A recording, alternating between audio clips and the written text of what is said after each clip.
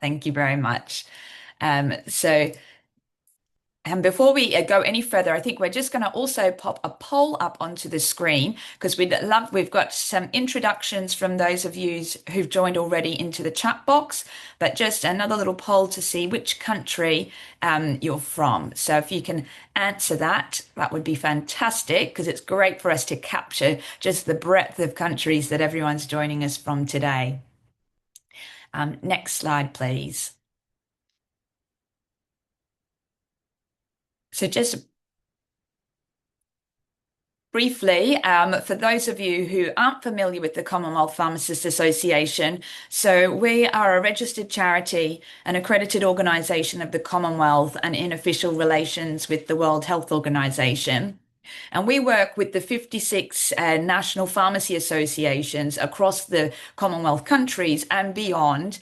And our vision is very much focused on advancing equitable access to safe and effective medicines and pharmacy services for a healthier world, which is why we are thrilled to be a part of this collaboration focused on multi-professional prescribing in the UK and Africa. Next slide, please. So today's agenda, we're going to do a little bit of scene setting, myself and my co-moderator Bongi. We're going to touch on education and workforce development perspectives.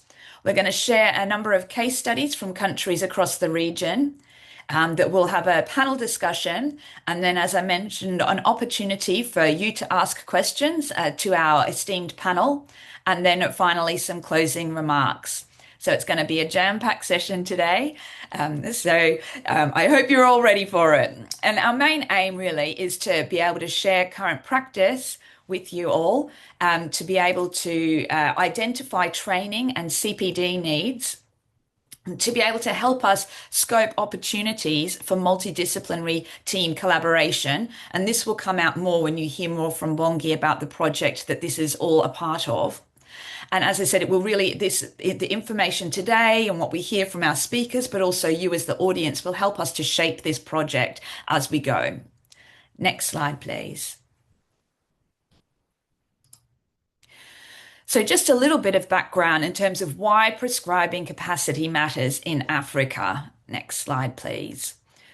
So I think as we will all be very aware of key drivers across the health system right now.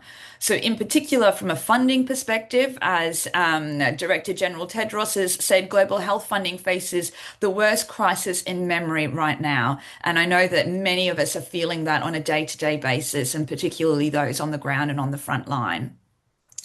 Antimicrobial resistance, the global threat of that, has never been more prevalent. And there's phenomenal work that's been happening against the action plans and the decrees set out by ministries of health across the last years. And with the Abuja meeting coming up in June, I think that's to really reaffirm and continue to progress in this space. But it's still something that is impacting the safe and effective use of medicines and the care that's delivered across the Africa region. On top of that, we have the rising burden of non-communicable diseases, and we know that that is now one of the leading causes of death and disability across the globe, and with 75% almost of those deaths happening in lower middle income countries. Next slide, please.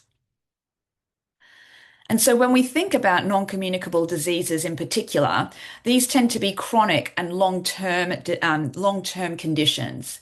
And so when we're thinking about the management of non-communicable diseases, we're really to reverse this growth and address this burden on health systems. The key is around shifting from treatment to prevention, early detection, self-care. And in order to do this, we need to be managing patients where they are out in their communities. And so we are seeing this shift from a focus on acute management in secondary care facilities into primary care. And then when we're thinking about non-communicable diseases, one of the key interventions is medicines. So when we're thinking about prescribing and the safe and effective use of medicines, this is absolutely paramount that we have a confident, capable and competent workforce that's able to take on these prescribing decisions and managing medicines safely and effectively. But that then leads us to our next challenge, which is around the workforce shortfall that we're seeing, in particular across Africa and a number of other regions across the globe. And when you look at all of the cadres across the healthcare professions, and we're talking those in particularly involved in prescribing and medicines management, we're seeing a shortfall against the targets that have been set by the WHO. And whilst this it is a challenge for us, it does also offer an opportunity for us to be thinking differently, because now more than ever, we need to be collaborating, working together as part of the multidisciplinary team to harness the strengths across the different professions to enable the best possible care that we can deliver. Next slide, please.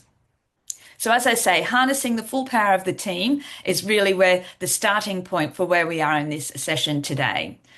So I'm now going to take this opportunity to introduce my co-moderator, the brilliant Bongi Sabanda, who is the lead for the UK Africa Multidisciplinary Prescribing Project, amongst many other roles that Bongi has. I would be here all day if I introduced everything that Bongi is leading and working on right now. But I'll hand over to you right now, Bongi. Thank you. Thank you, Beth, and good afternoon, good evening, colleagues.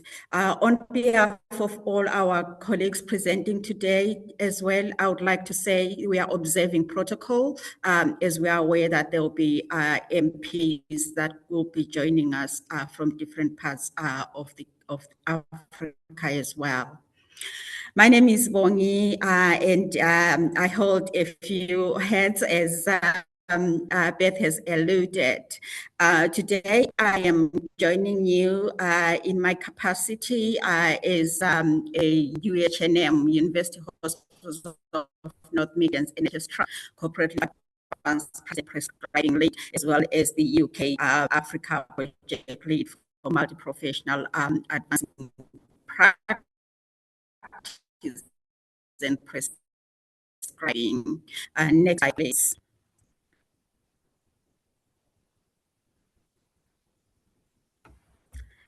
So I'll give you a background of the work on multi-professional advancing practice and how this has come about.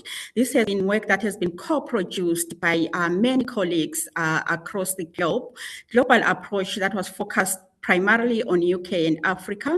Initially commenced as a doctoral study for myself, but then was taken up by leaders in Africa, particularly supported by National Council of Nursing, AP Network, the Africa Forum for Primary Healthcare, the African, and the ECSA, to name but a few, and a number of leaders across the Africa region and across disciplines from medical to pharmacy to radiology, who helped us draft the Advanced Practice Coalition APN policy to WHO of Health Systems in 2018. So this work builds from the work that we've done over the years from 2018 until 2021, where we looked at Afro-PSC primary healthcare workforce. But why this matters now is because we now know from evidence that multi-professional and interprofessional working is essential and key to effective and safe patient care as well as professional safety. And firstly, it's important that we are able to differentiate between what we mean by multi-professional. And multi-professional means that we're having a group of workers or learners or leaders working side by side in parallel, not necessarily learning about each other, but having shared competencies and capabilities towards a shared goal. Whereas in interprofessional, we are being really intentional about enabling learning from each other, about each other, and to have a shared decision at the end, whether that's a shared decision about patient care or shared decision about leadership or learning outcomes. We will be putting a number of references at the end to support this work. But from an Africa perspective, we have the AfriPen, which is the main organization in professional education, and AfriHealth. And from a UK perspective, we have the CAPE, and from a perspective, to the interprofessional global, and we'll have we also have evidence that we have pulled out from some of the recent work we have done at UHNM, University Hospitals North Midlands, NHS Trust, in collaboration with Vanderbilt University between 2024 and 2025, where we piloted implementing the multi-professional advanced practice leadership across the 4 pillars of research, education, leadership, in practice, and work in collaboration with other advanced practice leaders in the Midlands region of the United Kingdom in England. And it is absolutely evident that leadership is key, regardless of whether this is at service level, at national level, or at global level. And that leadership spans across policy, education, innovation, and entrepreneurship, which is the futures that you will see us focusing on in this UK Africa Global Project. Next slide, please. We are also taking into consideration the global workforce and the increasing number of mobility across the world as practitioners and health professionals move from one country to another, whether they continue studying or whether they study wherever they are. So you'll find that there will be diaspora engagement, but also there will also be organizations that have expertise in terms of facilitating the knowledge of acquisition of qualifications and verification and validation of qualifications to enable workforce mobility within Africa and across the globe. And organizations we are working with in this project is TAFLO. And we are really basing our work on the WHO Afro curricular prototypes that many of our colleagues in Africa will already be aware of. The main ones we are focusing on are the 4 ones, which you can see there. So the emergency, the pediatric, the critical care, and the health informatics. Not necessarily the implementation of what's in there, but the importance of having the educator workforce. Our work is focused on developing the educator workforce that will facilitate the implementation of these curricular prototypes. Next slide, please. And so what we did in order to facilitate that was create a structure first.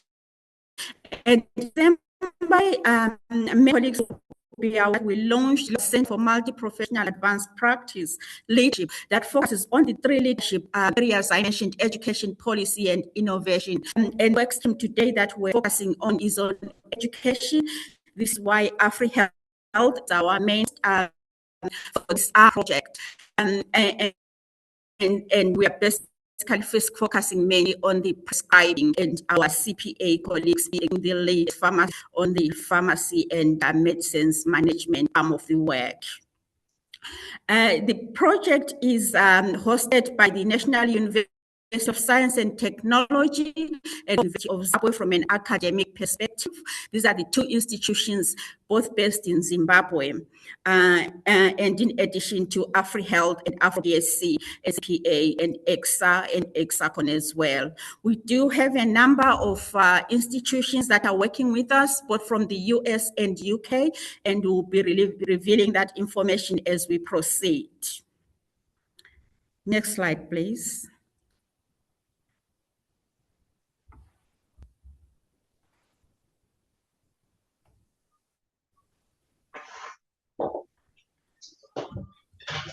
Thank you. I will hand over to AfriHealth lead, and she is our main host, who are hosting our projects from the Africa arm.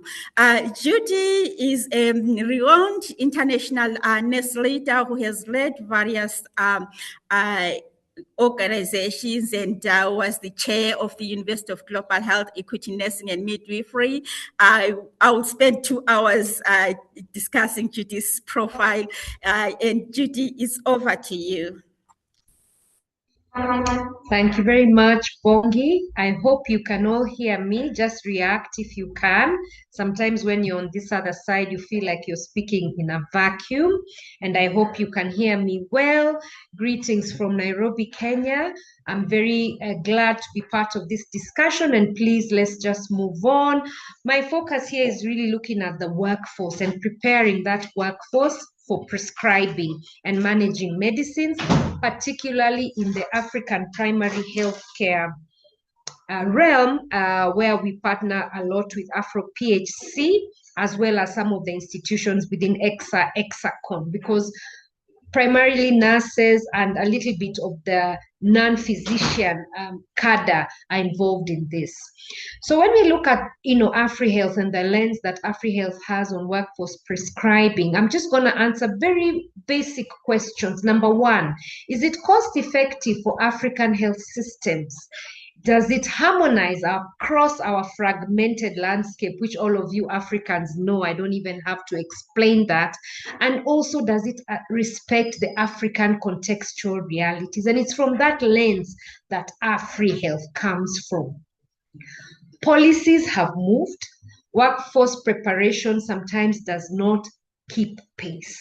So what does policy allow? Policy allows expanded scopes of practice. So for example, in my own Kenya, nurses do have in policy an expanded scope within the advanced practice nursing or advanced practice midwifery. Countries like Botswana do have an expanded scope, but many countries in Africa, particularly from the non-physician lens, do not have that scope. And so this is one of the things that policies allowing. But training, sometimes the pre-service curricula is slow. So in many countries, in as much as non-physicians do prescribe because of the nature of our reality here in Africa, they are not covered in their scope of practice. They are not trained because the curriculum still does not recognize that. We have very few structured prescribing programs for nurses and pharmacists. We have limited supervision, mentorship, and CPD. And then often we don't have learning that is interprofessional. We still train in silos. So there's a gap between the mandate and the competence of the workforce. Next slide, please. So the three questions we need to answer for any workforce investment here in Africa is that training that returns more health than it costs. We have very lean budgets. Actually, today I learned the budget in Africa for social protection, for example, in Kenya is 0.04%. Sorry, 0.4%.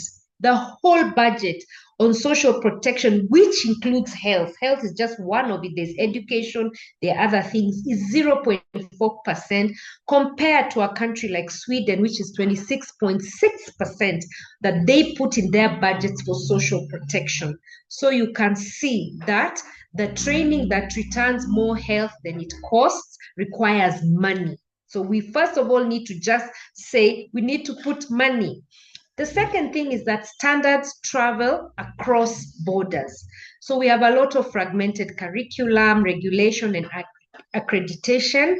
And so this also has an effect on workforce investment. Because of these fragmentations and broken systems, then we need to answer this for the workforce to work for prescribing. So harmonization is the multiplier. If we have harmonized curricula, accreditation, issues around workforce mobility, then we are moving in the right direction.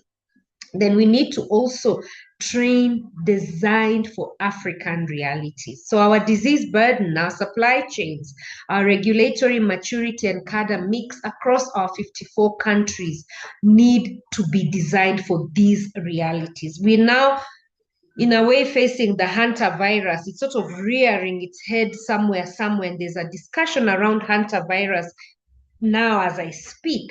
And this is a reality as Africa. We need to say, if hantavirus was to really rear its ugly head in our 54 countries, how would we deal with that? How would our workforce deal with that? Next slide, please. So really, these are just numbers. 9 times return on every dollar invested. So every dollar we invest gives you 9 times in health workforce education and employment. This is something decision makers, members of parliament, ministers of health, policy makers need to see. For every nurse you train, every single health worker you train in Kenya, Uganda, Botswana, South Africa, you get 9 times more back. Not looking at that we are paying nurses a lot of money or we are paying doctors a lot of money. 44% of WHO member states report less than 1 medical doctor per 1,000 population. This is worst in Africa. And then the training of 1.3 nurse prescriber relative to the cost of physician-led care. So you can already see 1 to 3. If you train a nurse, you're looking after 3 people as opposed to physician-led care. So we need to train at the cadre where prescribing actually happens. That's the primary health care. That is nurses and pharmacists. We need to embed CPD. We need to stop paying twice for fragmented donor curriculum. And then again, when the staff move, you train Judy, then she goes to Rwanda. You train Bongi, then she goes to the UK. What happens? Next slide, please.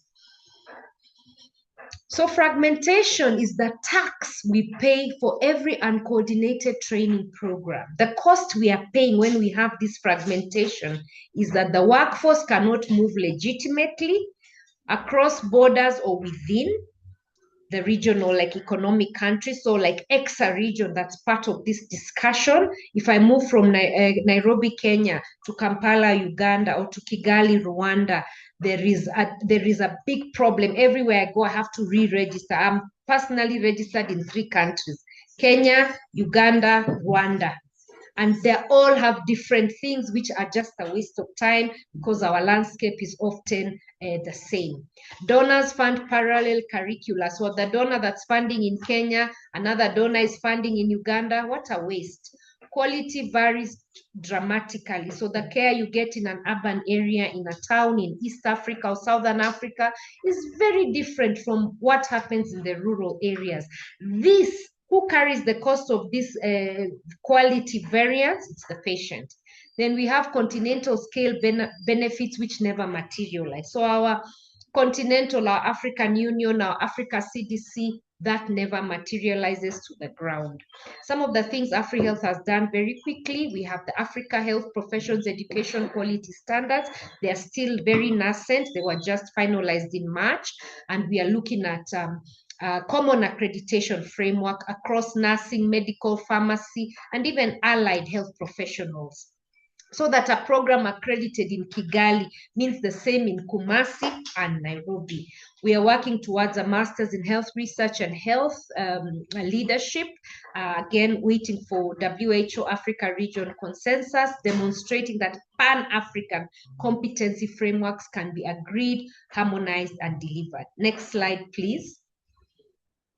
There is no single African prescribing context because our disease burden, our supply chain, our regulatory matrix, our cadre mix, and our training capacity are all different. For example, we do have the cadre of clinical officers in Kenya, which is often not, for example, in Rwanda, they don't have that cadre. So you can see that there is no, often the 54 countries can be similar in many things, but very dissimilar in also many things. So we must have continental standards, and then we then implement at the country level. One size fits Africa curricula imported wholesale, it fails every time.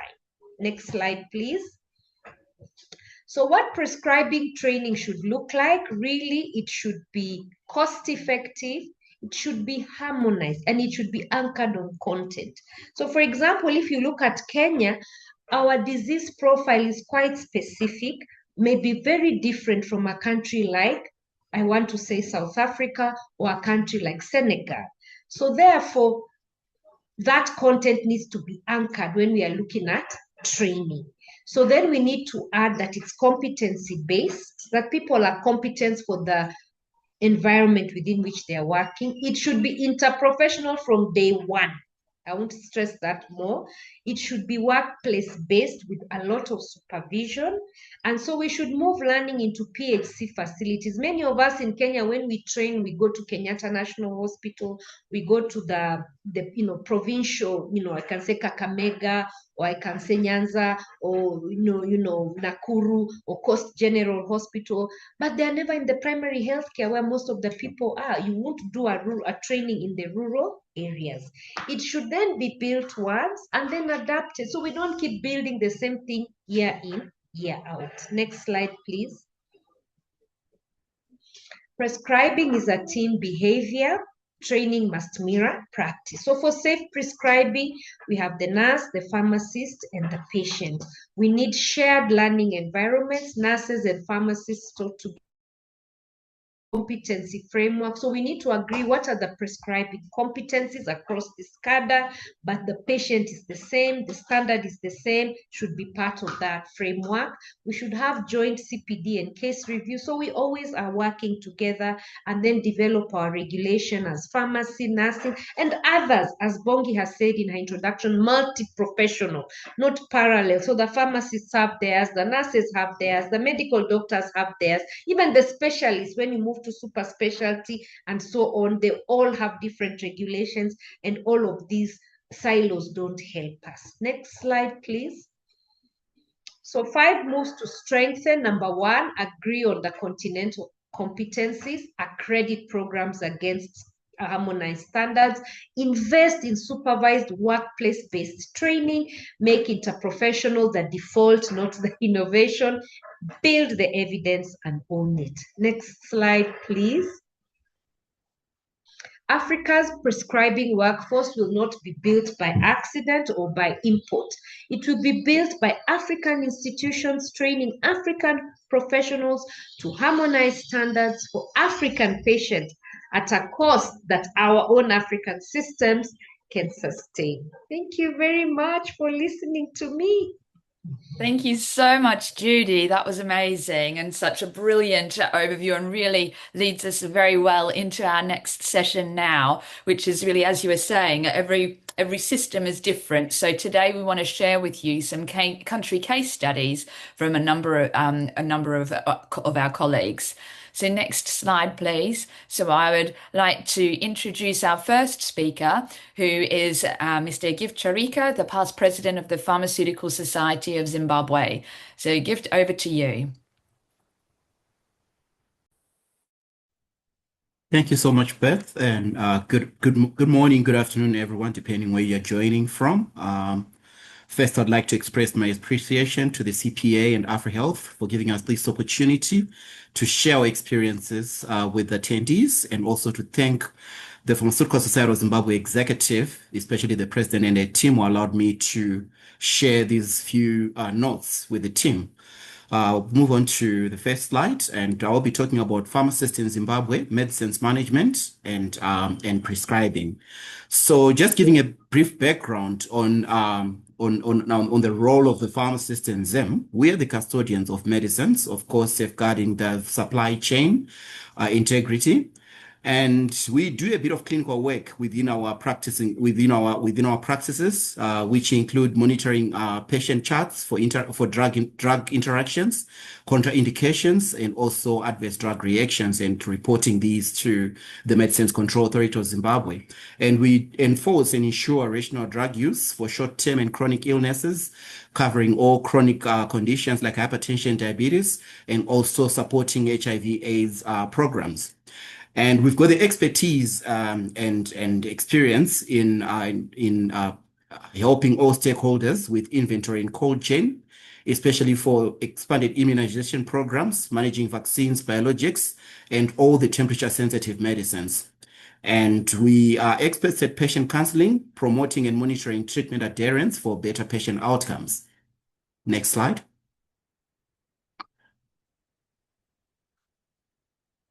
So the current prescribing landscape in Zim, in terms of governance, we do have the Medical Aid Society of Central Africa, and we have, of course, the primary regulator is the Medicines Control Authority of Zimbabwe, which applies their regulations through the Act of Parliament, which is the Medicines and Allied Substances Control Act, Chapter 1503.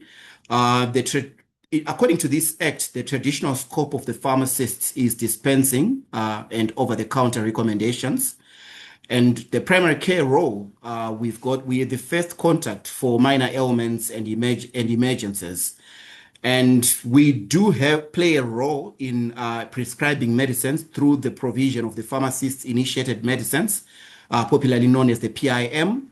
And under that domain, we've got an emerging framework utilizing some protocols, which include but not limited to pharmacy-led HIV prevention, implementation research, which is being led by the Ministry of Health and Childcare in Zim. And that will sort of give pharmacists prescribing capacity and active involvement in rolling out of those protocols. So breaking down, for HIV prevention, the plan is to have community pharmacists prescribing pre-exposure prophylaxis and post-exposure prophylaxis, and also having pharmacists actively participating in the vaccination programs, prescribing and administration of vaccines within community pharmacies. And the strategic goal is to have expanded pharmacist prescribing to strengthen our primary healthcare domain, cementing the universal health coverage mantra. And I also want to bring to the audience ongoing discussions which will have implications of what we plan to do. We've got a proposed statutory instrument, 330 of 2000, which is to do with regulation of medical aid societies. And the argument is to sort of control the health services that are offered by medical aid societies. And all local key stakeholders are involved in this discussion to agree on the most pragmatic and patient-favorable recommendation. So we'll keep people updated on the outcome of this ongoing discussion. However, the potential impact, depending on the outcome, there is definitely going to be a restructuring of service delivery models with greater reliance on public sector and professional associations. And of course, we expect the pharmacists to play a central role in ensuring provision of primary healthcare services. And there is going to be a need for stronger regulatory and financing frameworks. Next slide. So in conclusion, from the Zimbabwean context, we fully appreciate that pharmacists are central to medicine management and patient safety, and prescribing rights are expected to evolve in the near future, with PrEP, PEP, and vaccination programs being the low-hanging fruit. And proposed policy shifts may, of course, accelerate the pharmacist integration into the primary healthcare system. And there's definitely need for continued multi-professional collaborations to ensure that to ensure establishment of sustainable prescribing capacity. I think those are the few notes I have from the Zim context. I'll wait for comments and questions later. Thanks, Beth and Tim.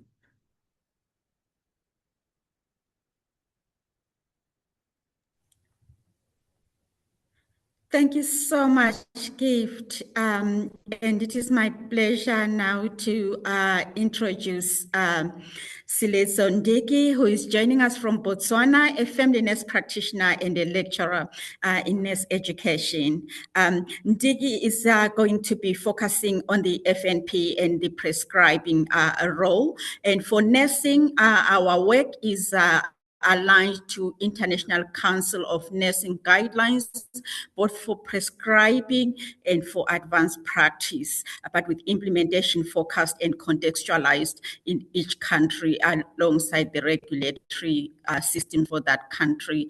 Over to you, Ndiki. Unmute. Okay. Thank you so much, Bongi. I hope I'm audible.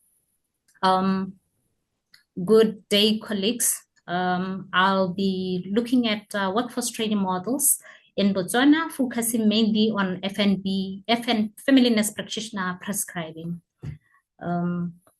Next slide, please. I will briefly outline workforce training models supporting family nurse practitioner prescribing and primary health care, and also highlight components of the family nurse practitioner training models in Botswana, and also I would also reflect on the strengths and challenges that come with these models. And these objectives together would help provide a theoretical and practical understanding of how workforce training models actually influence service delivery in primary health care in Botswana. Next slide, please. We appreciate that globally, primary healthcare systems face critical workforce challenges, especially in underserved and rural settings. These shortages have led to nurses stepping into the expanded roles in order to ensure universal health coverages and health equity. We have to appreciate that Botswana, like other middle-income countries, like lower middle-income countries, is alive to these global trends. And the good thing is that Botswana is strengthening primary health care, is strengthening training pathways and expanding advanced nursing roles in primary health care. Next slide. We look at workforce training models. These are competency-based models that align nursing education with the immediate needs of the population and ensures nurse-safe prescribing.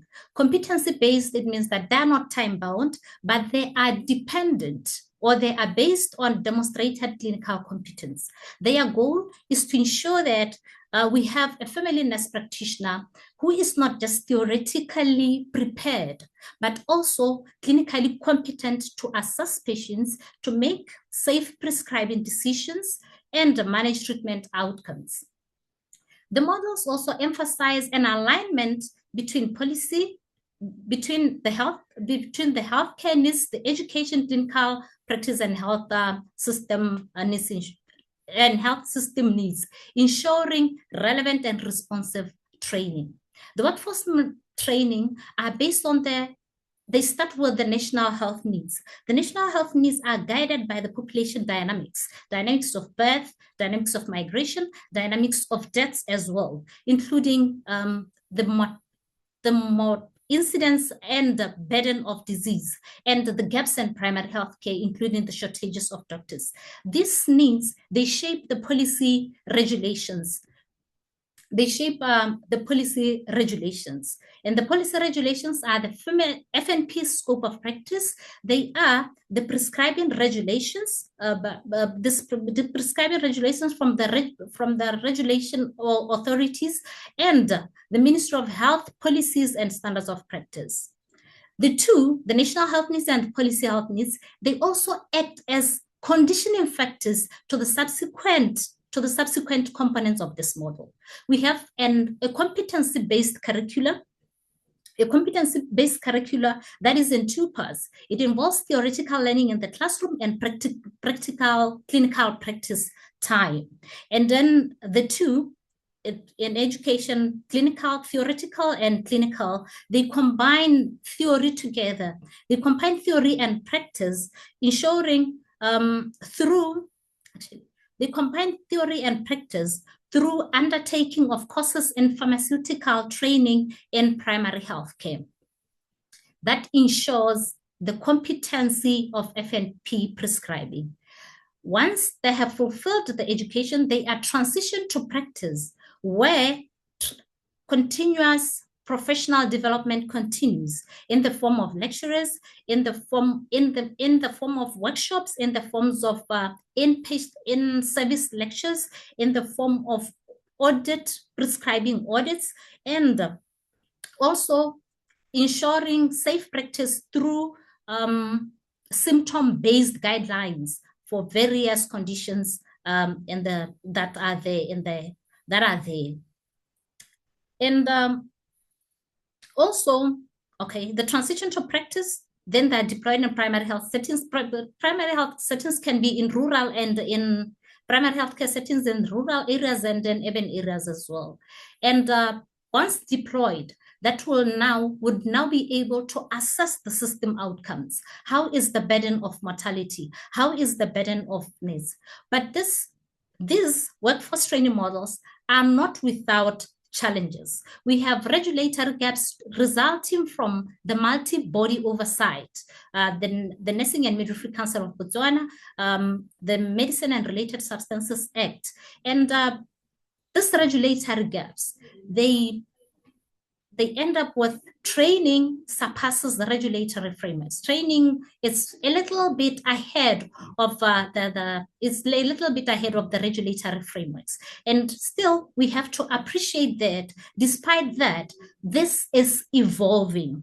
This is evolving. This happens under an evolving and responsive environment. Next slide, please. And the takeaway. Next slide, please. And the takeaway from Botswana's experience is that Botswana demonstrates a competency-based F&P training that can strengthen primary healthcare system and promote health equity when education, policy and regulation, and clinical practice evolve together. Thank you. Thank you so much, Ndiki. That's really interesting to hear the situation in Botswana and the progress that has been made there. Next slide, please. So I would now like to introduce us to Dr. Wirimu Njuki, who is the president of the Pharmaceutical Society of Kenya, who's going to share with us the evolving role of pharmacists and primary healthcare in the Kenyan landscape. So over to you, Dr. Wirimu. So thank you so much for the introduction. Thank you, Beth. Thank you to the team Bongi for all that you have done to make sure that we get here. And I think we had already had this at the introductory level. And it's important to just say that the why we are doing this is because we have a rising burden of NCDs, AMR, we have a fragile supply chain and severe workforce shortages that impact our healthcare environment. Maybe we can move to the next slide. I think this whole framework, as you had Gift say, has everything to do with what we call a scope of practice.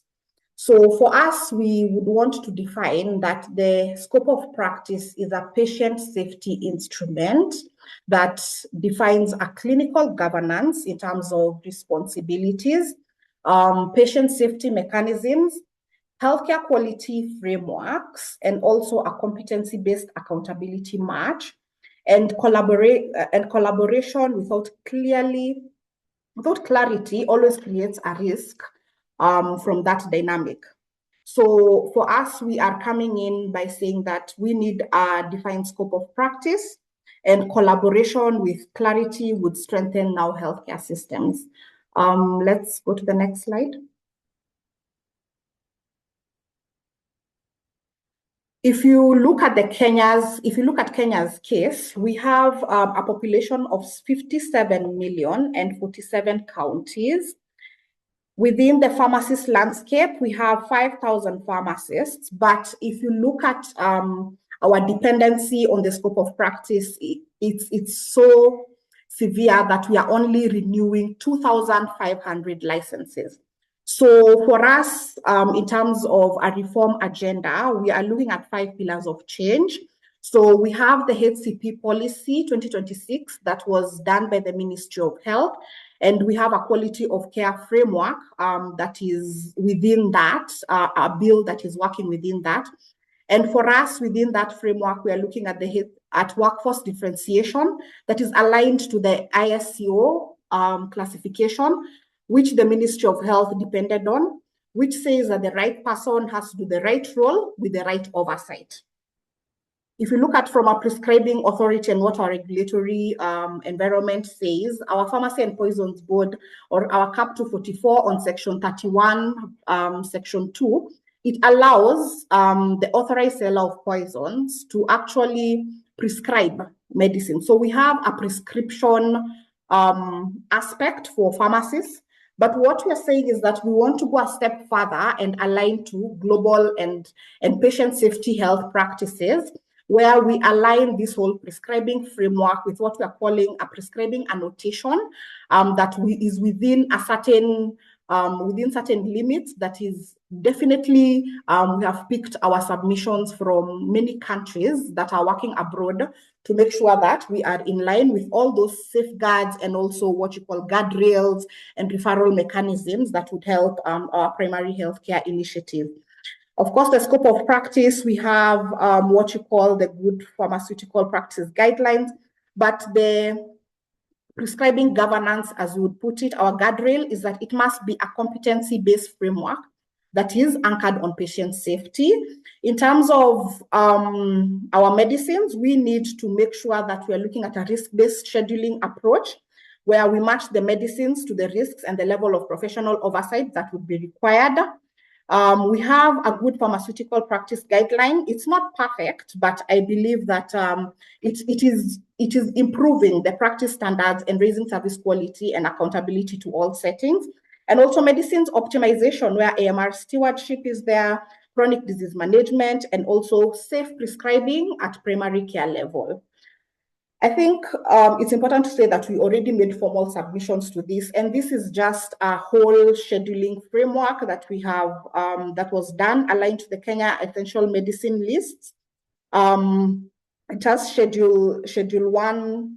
It has all the schedules in there, and we have from low clinical risk to the high clinical risk, where the pharmacist oversight would be required in this. I think I'll move to the next slide. I think for us, in terms of PHC, the countries in Africa are really looking at strengthening their primary healthcare networks, because what they're seeing is that they're paying very high costs at the end stage disease burden.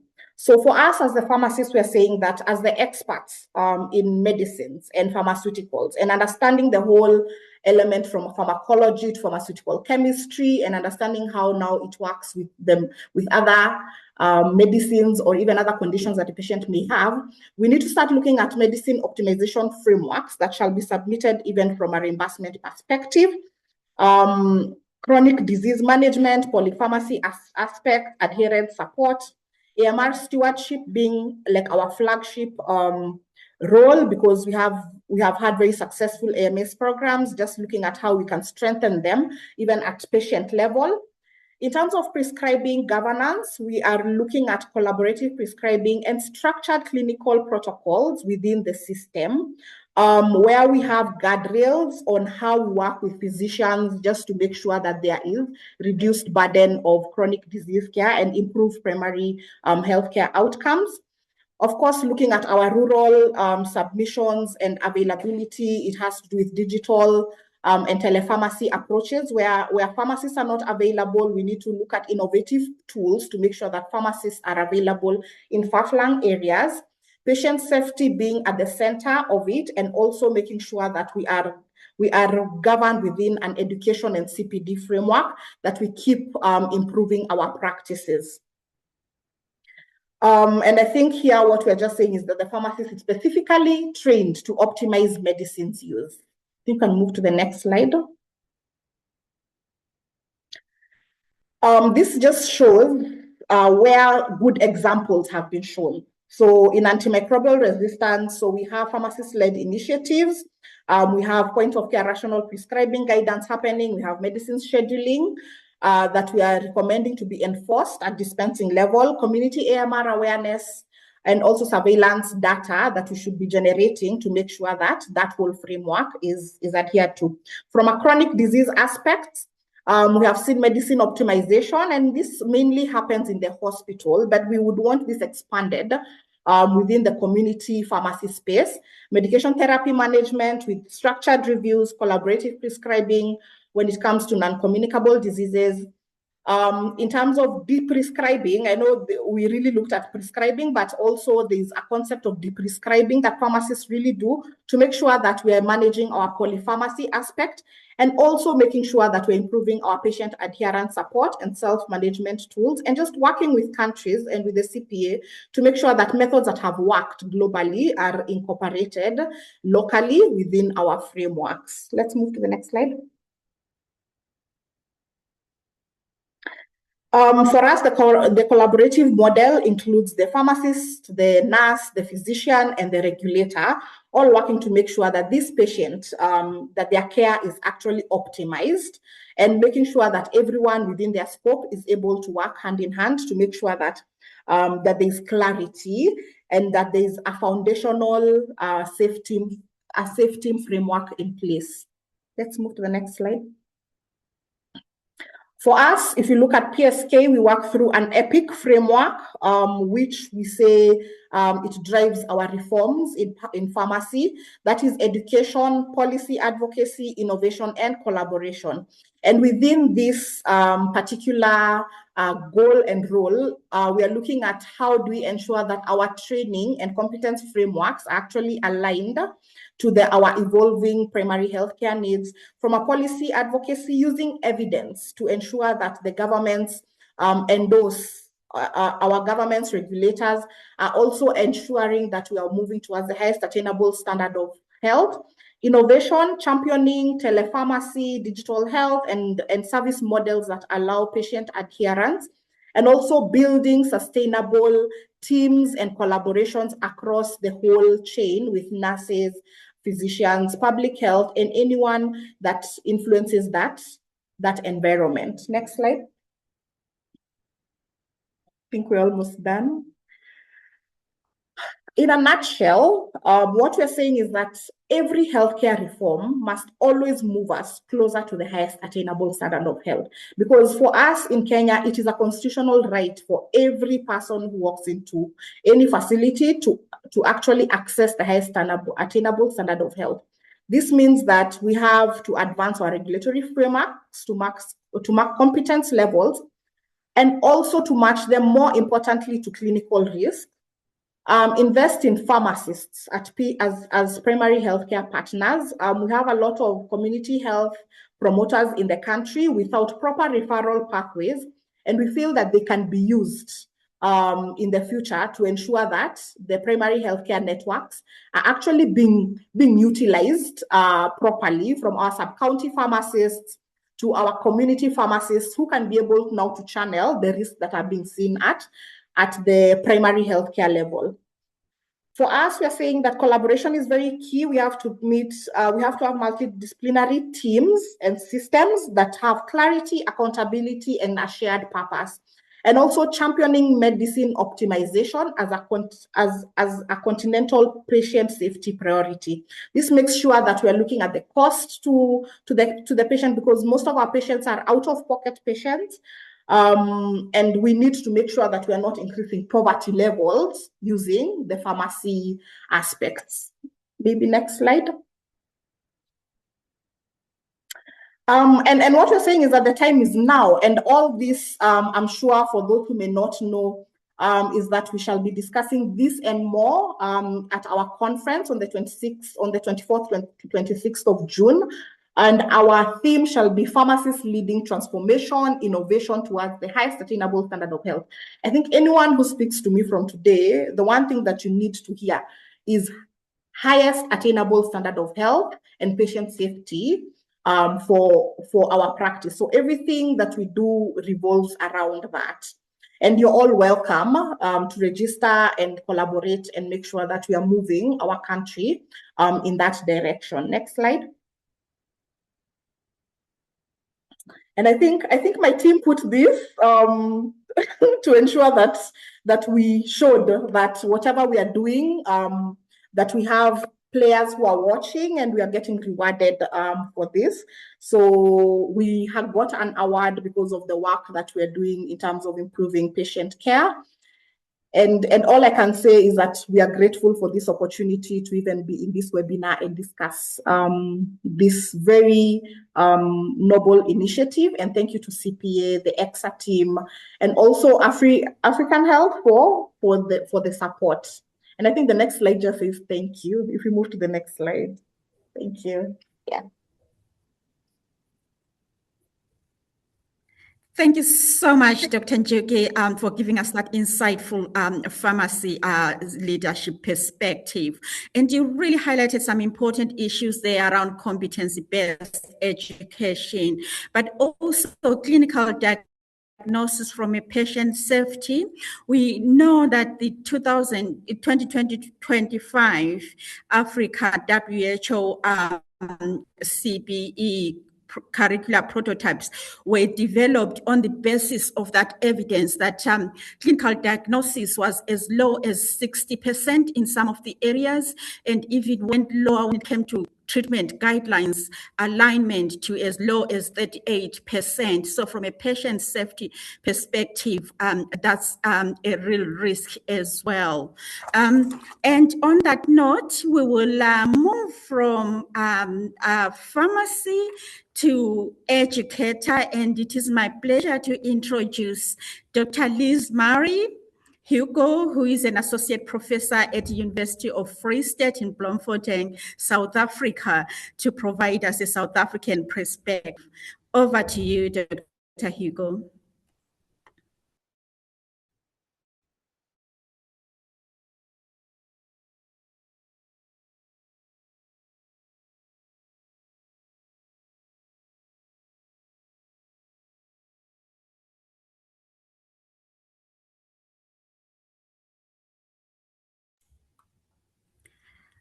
Are you able to? I hope that you can see me and hear me.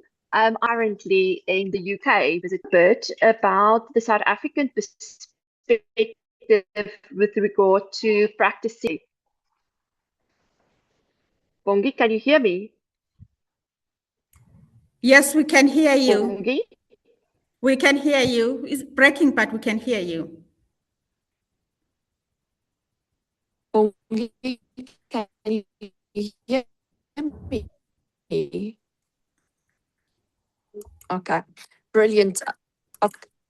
Yeah, I'm going to put off my camera and then just see if the broadband isn't better. Will that help?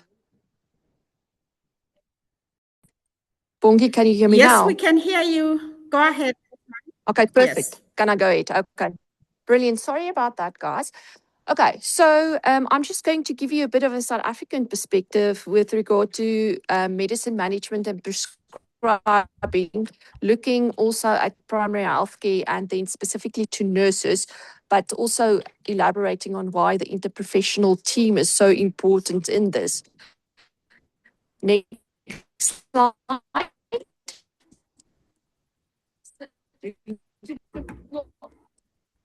Okay. So in the South African context, we have a huge shift now towards the re-engineering of primary healthcare. So you can see in this slide that there's this the primary centers in the community brought some questions in on the role of the primary healthcare nurse with regard to prescribing, what they can prescribe. We have the situation where we have private nurses that is prescribing or that has a primary healthcare is actually where the most assessment of patients takes place, as well as the management, before being then transferred to the more secondary and tertiary levels. Also, then there's this question of how do we then work within the interdisciplinary team, having this the primary healthcare re-engineering focus within South Africa. We also have then legislations that we have to reform to.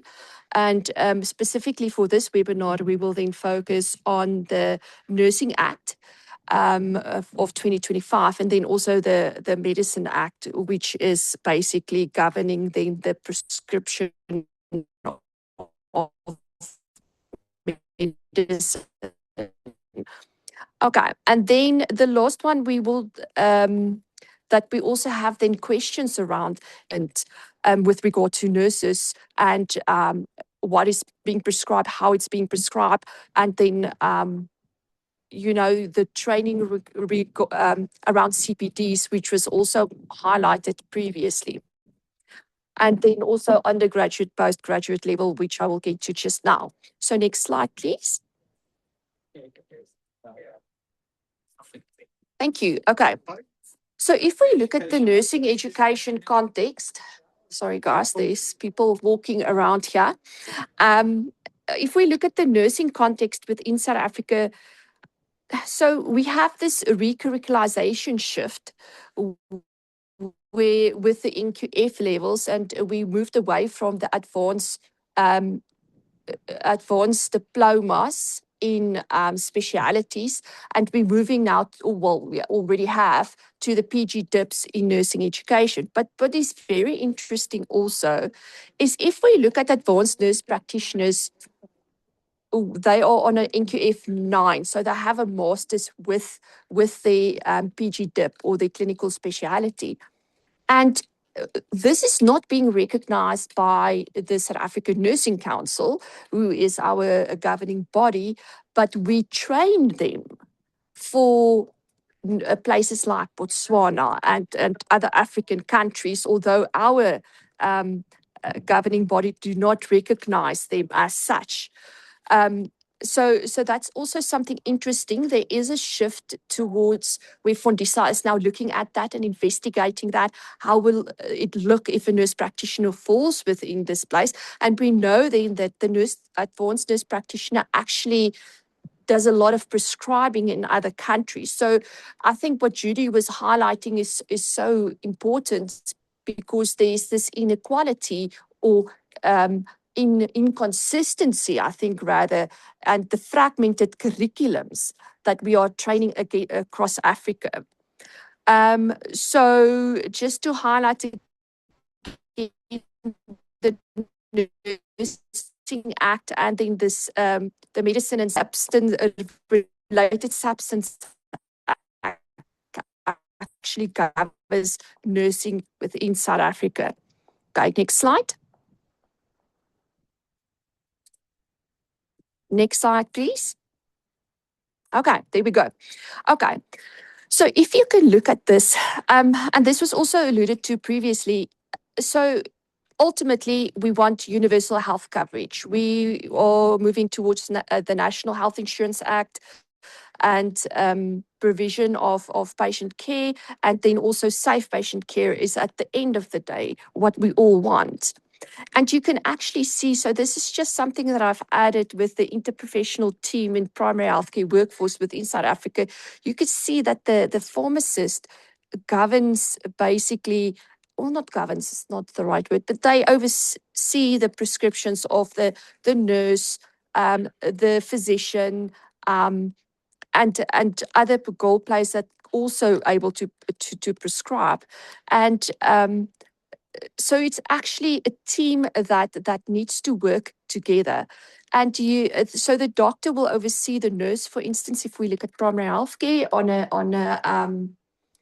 on a public level, and then also they will prescribe on their own. The dentistry is the others that can also prescribe.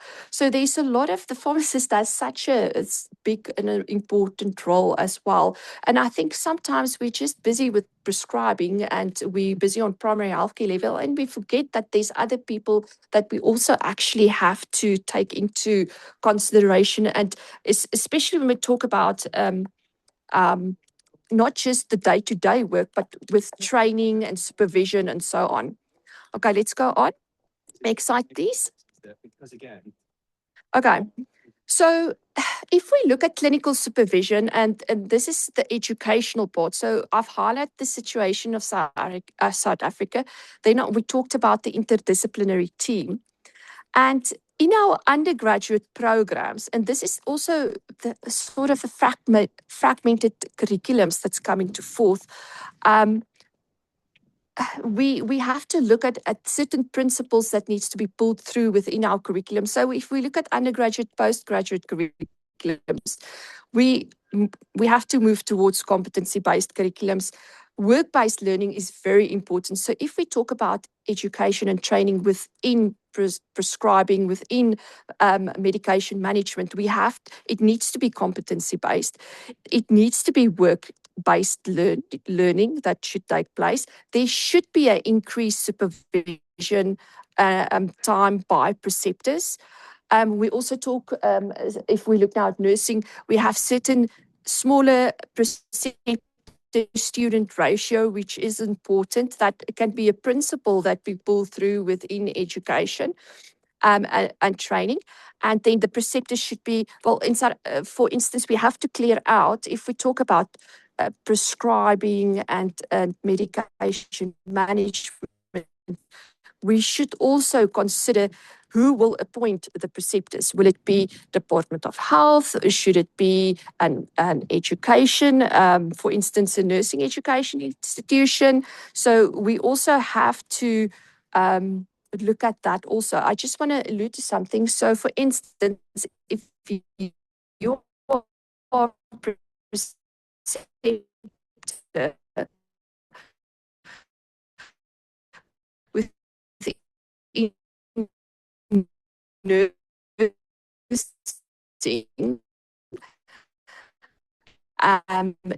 you're appointed by the nursing education institution, but you're working within primary healthcare, facilitating students learning, then you are not allowed to prescribe because you don't fall under that specific act. Nurses that is working in private and in public primary healthcare level. So start talking about equality in prescription and quality prescribing. CPDs, I want to move over because I'm also should be competency-based. It should be regulatory compliant and it should address the training needs. So we need to investigate also when we talk about this, what is the training needs of the prescribers within the primary. The next slide. Okay, there we go. Okay.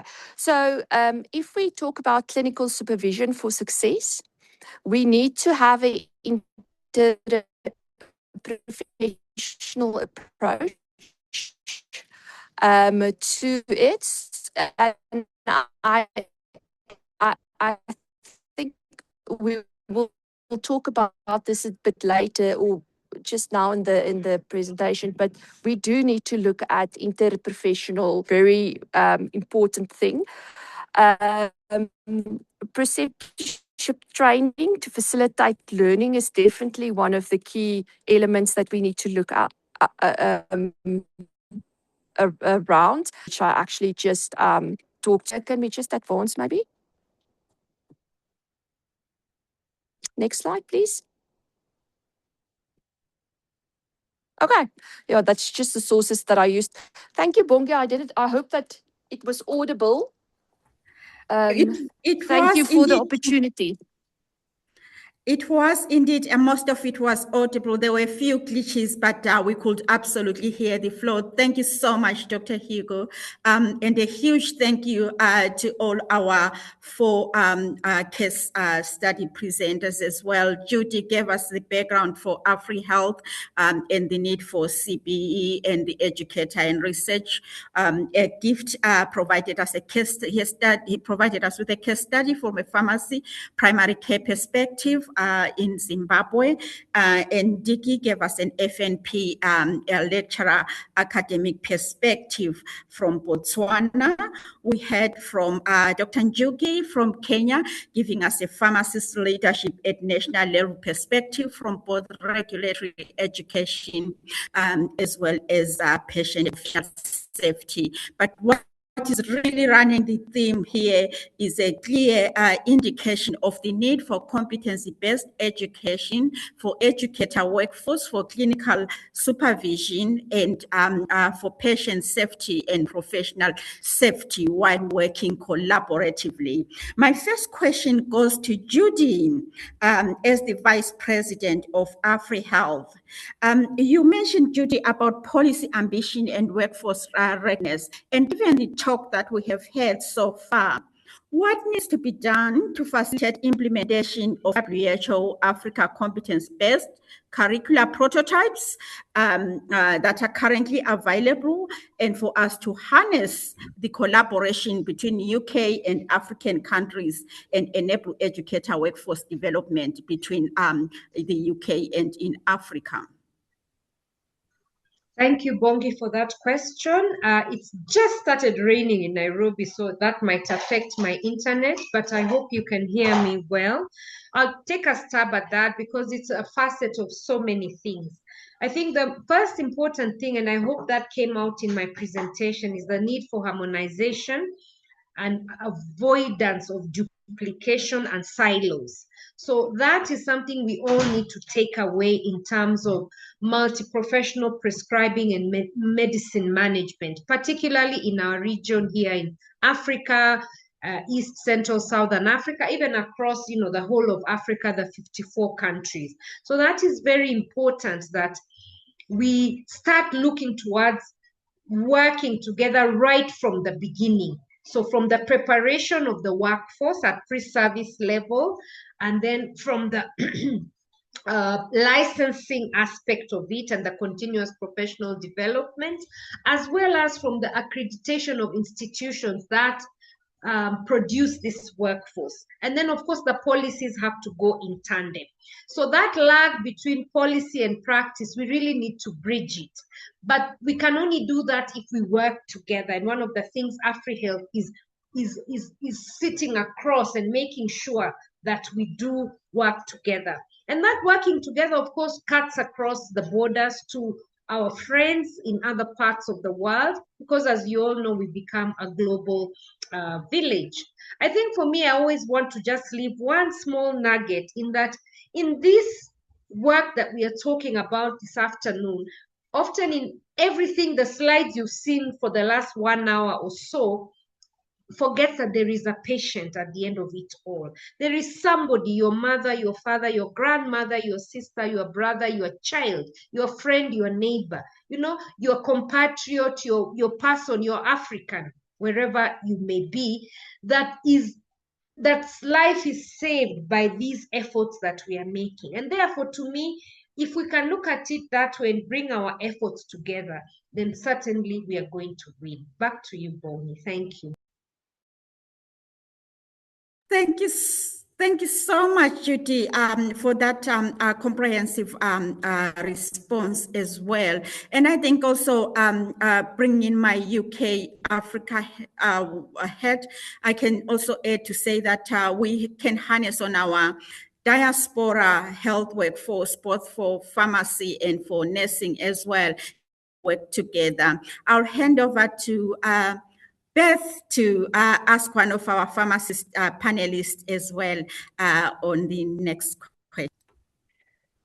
Thanks, Bongi. So, Dr. Wirimu, I've got a question for you. So, just you were highlighting referral pathways and community. We've discussed in previous discussions around community health workers and referral pathways. And can I just ask you, in your view, what does effective multi-professional collaboration actually look like across primary care clinicians? Thank you for that question. The ideal situation is, number one, to have modalities or methodologies that allow us to know the risks upon which care can happen. So for us, we are looking at it from a staggered or structured view, and we have done the information and we have done the data. We have a shortage of about 10,000 pharmacists within our public healthcare system. Number two, even the 5,000 that we have, we are not renewing licenses. For them, 50% are not renewing licenses. So what we have realized is that in as much as we may have a shortage of pharmacists, we're also having a workforce optimization problem where we are not utilizing the pharmacists as much. So now we have to use our innovations or innovative pathway to make sure that the pharmacist who is highly trained, equally, because we're in school with the medical doctors, and the only thing that we don't do is surgery, and we have prescribing capabilities that might even go beyond. What we can say is that where the pharmacist is the highest trained individual within that center, and that is the primary healthcare center, is that now we define that prescribing annotation and that referral mechanism network that is coming from the CHP. And we have done that, and we have submitted to the Ministry of Health. I know we have also sent it over to you. And I think that's what we are really looking to make sure that that is implemented and that happens. Thank you. Thank you. Yes, it's so important that our very vital members of the healthcare team are provided with that supervision and support from their own professional perspective, but also there's a safety perspective. Bongi, I'll hand back to you. Thank you, Beth. We will open up questions and comments from our colleagues participating on the webinar. So whether you want to speak or raise your hand, or you want to type your question, please feel free to do so. In the meantime, I would like to also highlight, while you are waiting for questions and hands to go up, I would like to highlight that while this first webinar has been kicked off by nurses and pharmacists because of the focus for this arm on primary care and prescribing, our work includes other professions as well, and you'll see a series of webinars in the next few months. We have the AHP webinar coming in July, which will feature the physiotherapist, occupational therapist, and the radiographers, both from the UK and from African countries as well. And we'll subsequently have medical and clinical officers and community health workers. I'm not sure whether I have missed any questions, but Beth, just to have a check as well to help me with this. I can't see any hands that have gone up. Only if I may, there was a question. I don't know if you can hear me. Go ahead, please, Judy. Well, one question came on the chat, I think a little bit earlier while we were all presenting, and they were asking about nurses prescribing and asking what that means within Africa in terms of, maybe let me just quickly scroll so I can read the question verbatim and then do my best to answer it. This question came and they were asking, we want to know, let me see if I can find it. Are there studies that look at prescribing from nurses' perspective in the African Thank you, context? Beth. Yeah, from nurses prescribing. And I just want to say a little bit about the experience in Africa. Nurse prescribing, has always happened, but the challenges are sort of the regulations across the countries. So countries like, for example, South Africa, Botswana, and Zimbabwe allow nurses to prescribe from, what we call the essential medicines list that those countries have, which are often based on disease burdens and the way the country faces various diseases. And so therefore, things like, for example, we know Southern Africa, particularly in the last part of the 20th century, was badly hit by HIV. So they opened the scope for nurse-initiated management of antiretroviral therapy, which is called NIMAT, mainly because of the burden of HIV. And so therefore that was there particularly for that kind of thing. However, the legislation, like Dr. Liz Marie has alluded in her presentation, did not keep pace with some of those advances. So mostly in Africa, nurses prescribe from essential medicines lists, which are tailored to disease in their region. And in Africa, the biggest one I can talk about is HIV/AIDS, where there was that initiating of antiretroviral therapy.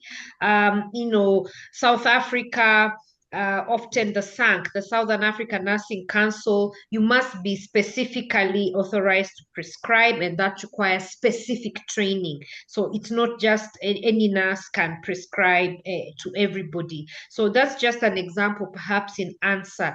Some of the advanced practice countries like Kenya and Botswana do allow for a prescribing, but that is often also under supervision mainly from other colleagues, and then it's also quite restricted. So I'll just stop there to answer that. Back to you, Bongi. Thank you so much, Judy. On that point as well, to emphasize that our work is focused on enhancing the systems that exist in education and practice and leadership, rather than on regulatory processes. So this is the reason why we work in line with existing regulatory processes in each country, and will be guided by leaders in those countries when we start working into practice. But right now, at this moment, our main work is focused on delivery of CPD, development of educator workforce. So it's more higher education practice focused and working with AfriHealth. But we know that as we continue with this work, there will be implications and considerations that regulatory bodies may want to take into consideration as well. There is a question on pharmacy. I think this one is for you, Dr. Njoki. It's how do you manage your stock as to reduce expiration? I'm sure this is for medicines. That's from Asia Arman. Just Asia, you want to elaborate? I'll take that. Yeah, refer to stock in medicines. So they're asking how we reduce the. Over to you, Dr. Njoki. So is this how to reduce expiration or stock optimization? How you manage your stock? How you manage your stock so as to so I know this is a totally different, huge topic. But there is, I know PSK is working with a team. We already have an MOU in place with a team that will help build sustainable enterprises within the health sector.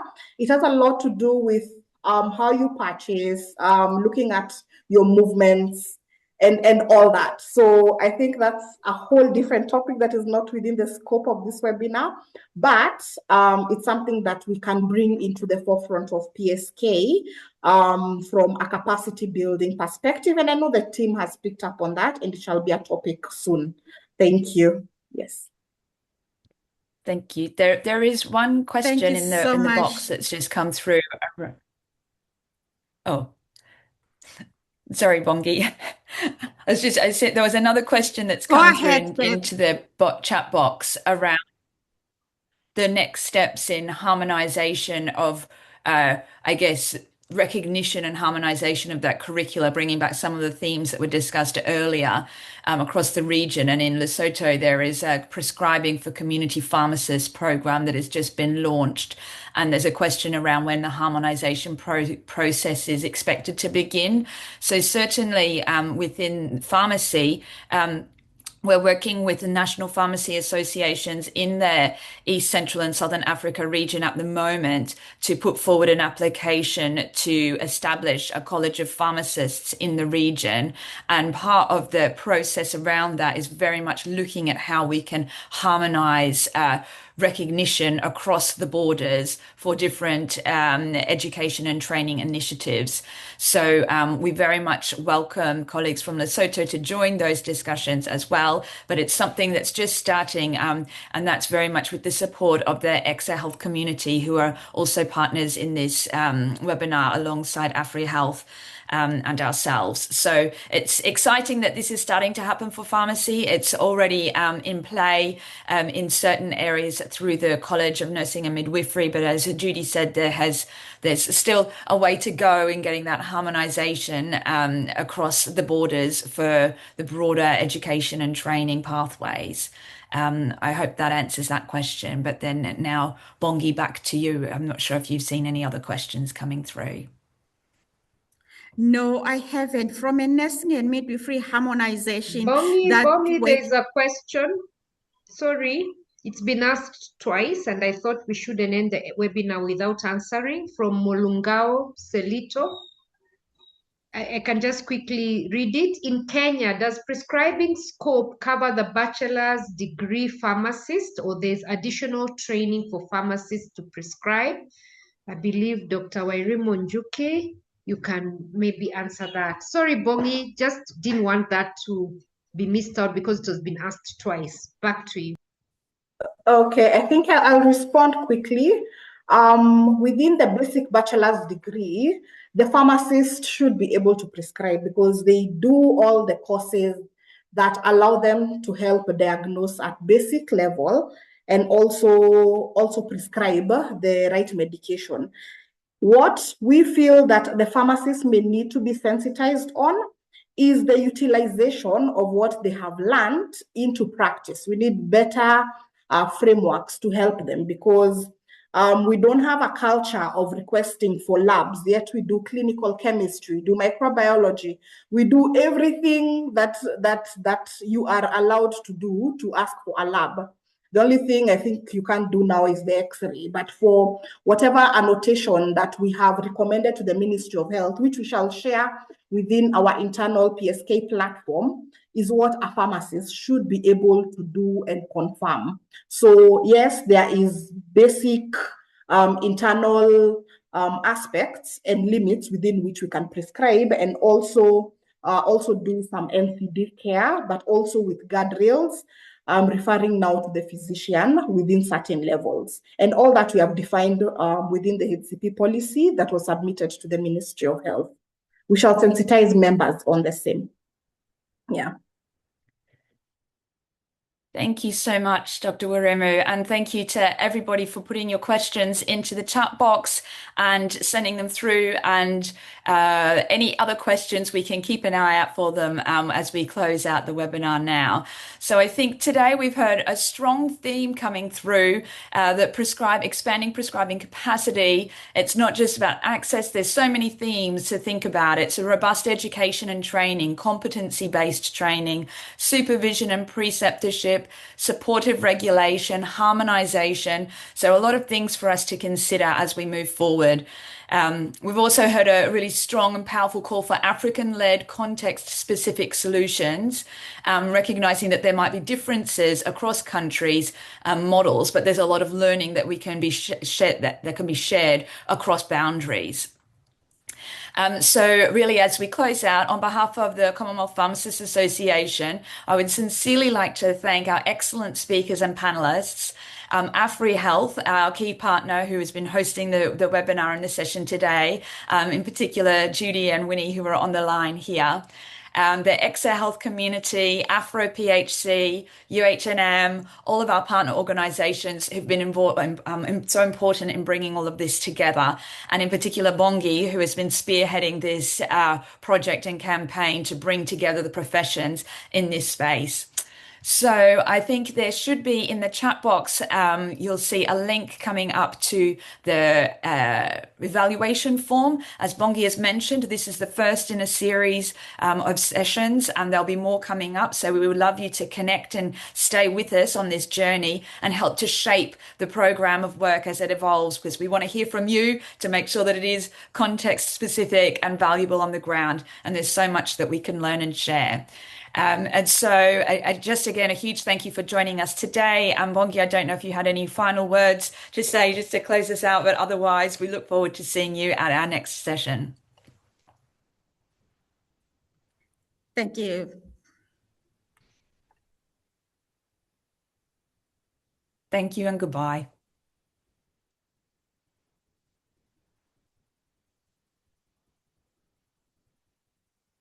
So thank you, everyone, and goodbye. Thank you, everybody. Thank you.